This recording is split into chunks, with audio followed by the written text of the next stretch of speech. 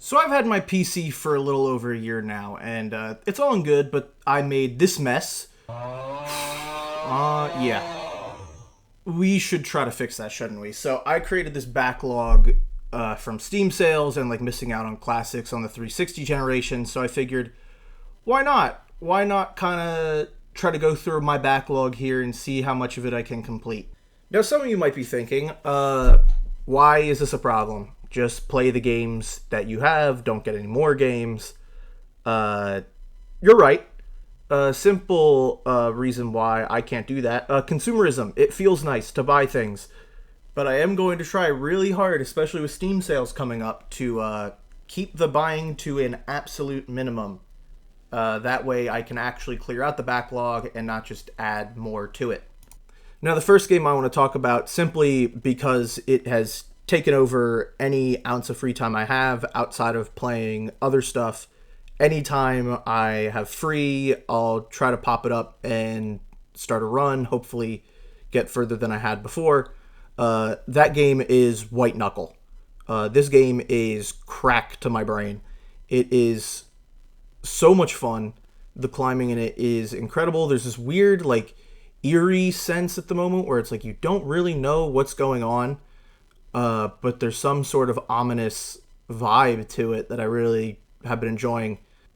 There's also like a subtle storytelling element. There's like notes that you can find, and there are announcements that happen in the silo and other levels. But I feel like the main reason you play the game is for, yes, the atmosphere, but the climbing, the gameplay.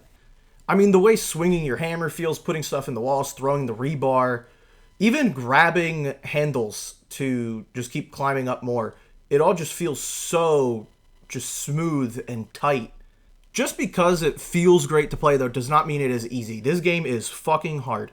If you mess up one time, if you run out of stamina at one moment, you are cooked. You are falling right into whatever sludge is at the bottom, chasing you up, and you are going to have to restart. So just keep that in mind. But yeah, this game is great. I highly recommend it. I'm going to try to beat it. I've been struggling with it a little bit, but it's so good. I can't get enough of it. Lunastance! I think that's how it's pronounced. I don't know. Don't fucking care. Let's make this one short. This is a little raccoon person running around, killing these fucking ice cream cones and collecting paper cranes. It's not too complex. It's pretty self-explanatory. No crazy story or themes to be looking for like with White Knuckle, but that's totally fine. It's just a platformer in like a retro PS2 Xbox original style, and I like it a lot. It's a pretty fun time. I recommend it. It's not gonna like win any awards, but it's a good time. Not too long, which can be a problem for me too. The game's got to be like really good if it's long for me, right? It's got to really keep my attention. And the next game I'm going to be talking about definitely is keeping my attention, man. This game is fucking crazy. I don't know how I haven't tried like this to beat it sooner, but man, Red Dead 2 is something fucking special. I don't want to go like too in depth in it because I'm pretty deep in it, and I don't want to spoil it for anyone else that is playing it. Even the footage I'm probably showing now is kind of spoiling it. But if you haven't played this game and somehow you came across my video, please play it. It's tough at first, but it is 1000% worth your time. The story alone is good enough to be worth your time. That is not a joke. I am big into the game has to be fun to play, but this is so good, even if the gameplay was horrendous, I would still see it through.